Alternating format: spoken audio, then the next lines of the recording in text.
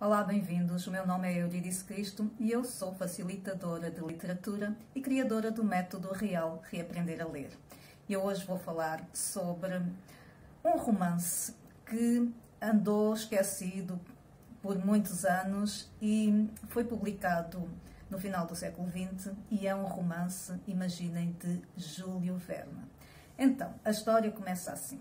Júlio Verne é um escritor francês que teve muito êxito porque os seus livros falavam de avanços científicos para a época e ele foi até considerado o precursor da ficção científica porque ele previu nos seus romances coisas como a televisão, o fax, o foguetão, previu que o homem iria chegar à Lua, o submarino, motores elétricos, uma série de coisas. Isto tudo foi escrito, atenção, no século XIX, não é? Portanto, isto agora é tudo familiar para nós, mas na altura não era, de facto. O Júlio Verne nasceu em 1828, ele nasceu em 1828, depois faleceu em 1905, e ele publicou muitos romances, muitos livros durante a sua vida, deste género que veio a chamar-se de literatura de ficção científica. Portanto, ele foi praticamente o pai da literatura de ficção científica. O primeiro livro dele foi 5 Semanas em um Balão, é assim o título no Brasil, em Portugal, é 5 Semanas em Balão, é isso, é muito parecido. E foi em 1863. O livro teve um êxito imediato.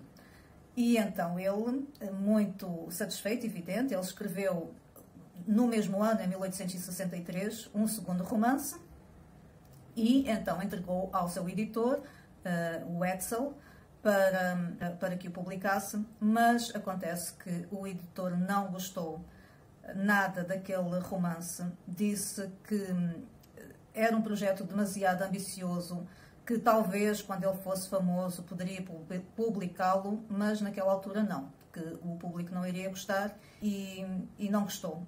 E disse que eventualmente com umas melhorias, com umas modificações poderia ser, mas tal como estava não.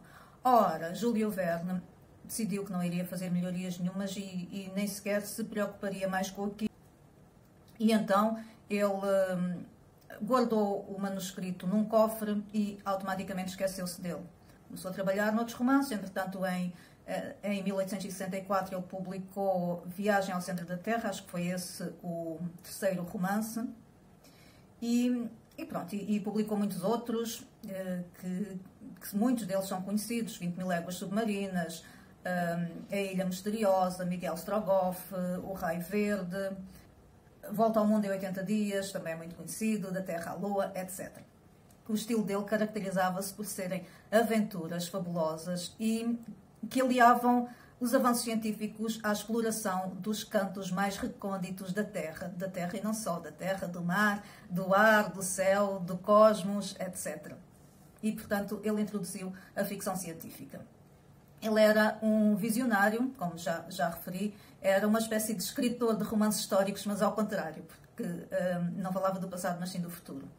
E no século XX os seus livros foram muito adaptados ao cinema, portanto ele faleceu em 1905, e os seus livros foram muito adaptados. Aliás, há livros que foram adaptados muitas vezes, como é o caso de Miguel Strogoff, que foi adaptado 16 vezes, imaginem, e o total dos livros dele que foram adaptados para o cinema foram 33 e deu origem a 95 filmes. Eu acho que isto é fabuloso. E não estamos a contar aqui com as séries da televisão.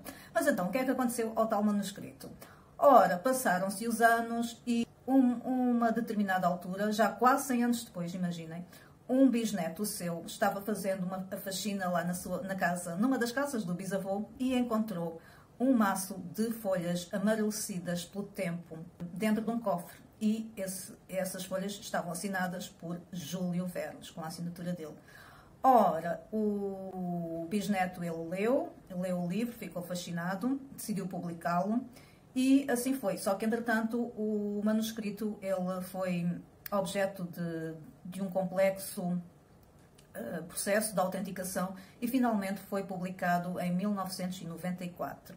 Acontece que, contrariamente ao que poderíamos pensar, este romance não teve sucesso imediato, não aparecia nos livros mais vendidos, não era um êxito de vendas. O que é que estaria a acontecer? Não se sabe, mas há algumas das razões apontadas.